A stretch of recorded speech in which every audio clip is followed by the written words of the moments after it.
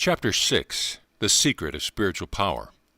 In every age, spiritual giants have appeared, wonderful souls that have almost continually been in perfect touch with that vast, inexhaustible world of supernal light and transcendent power that surrounds us all, and that permeates the entire cosmos in all its unbounded domains.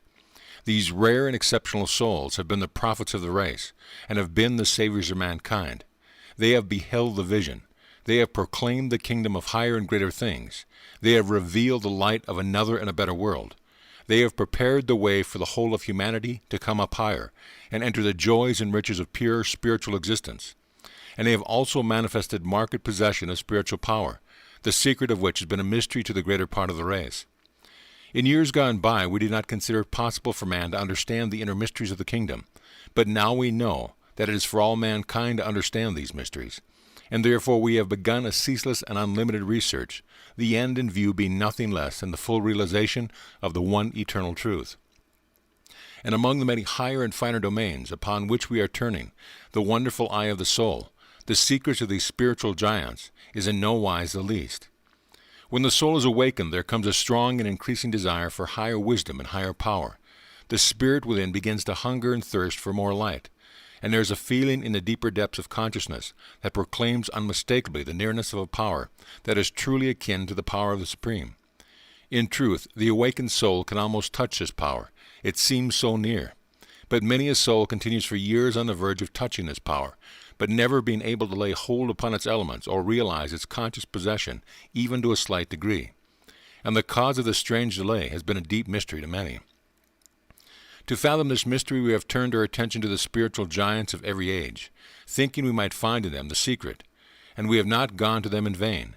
Their lives have revealed to us what we sought to know. They have prepared the way, and we may pursue the same course if we will learn to understand the state and the motive of the interior spiritual life. To begin, we must know and feel that we live and move and have our being in an infinite sea of pure spirit. And we must enter so deeply into the consciousness of this omnipresent spiritual world that we can actually feel the presence of the power in every element of body, mind, and soul. In brief, the spiritual world must become so real to us that the material world appears to be mere mist in comparison. We may know the presence of the Spirit and continue in this knowing all through life without gaining possession of the power.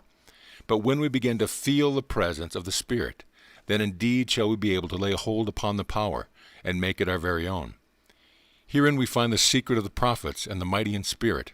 They could feel the presence of this higher power in every fiber and vein.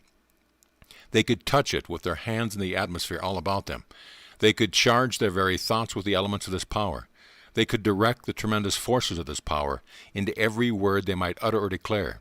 And they could, through the use of divine will, give expression to this power through the higher laws of nature, and thus perform what to the world has seemed miraculous.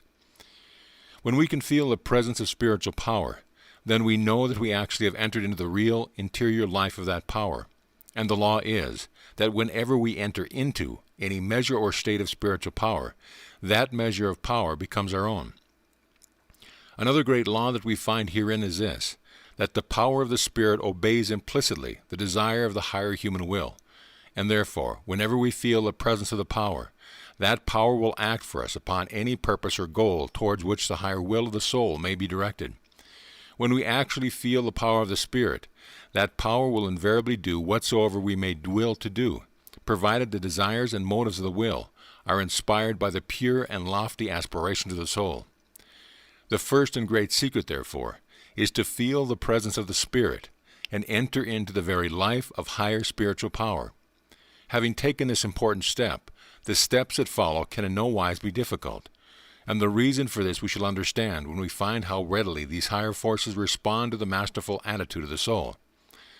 The soul should be, and in truth is, the ruling principle in the human domain, and every awakened soul does lay positive hold more and more upon this divine prerogative. The awakened soul therefore soon comes to a place where the absolute right to govern life and destiny is fully recognized, and at that period the need of higher power becomes very great indeed.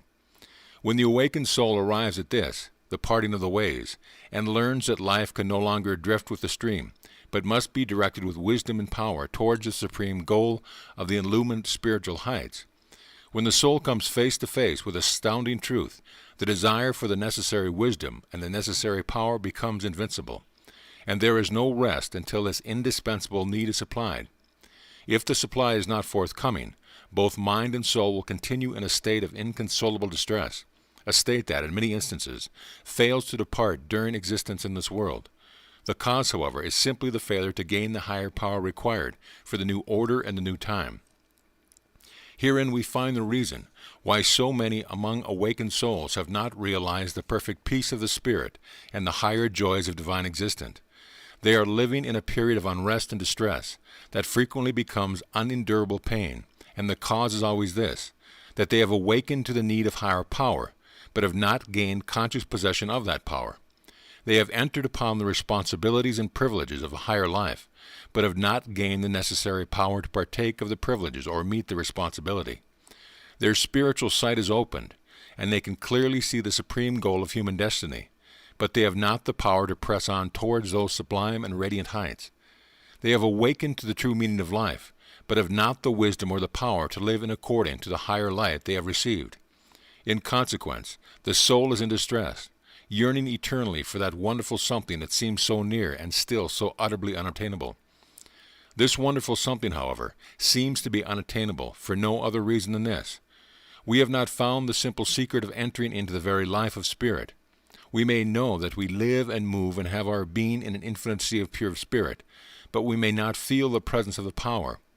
It is the presence of the power that we must feel, and when we do feel this presence, then indeed will the pain of the soul disappear.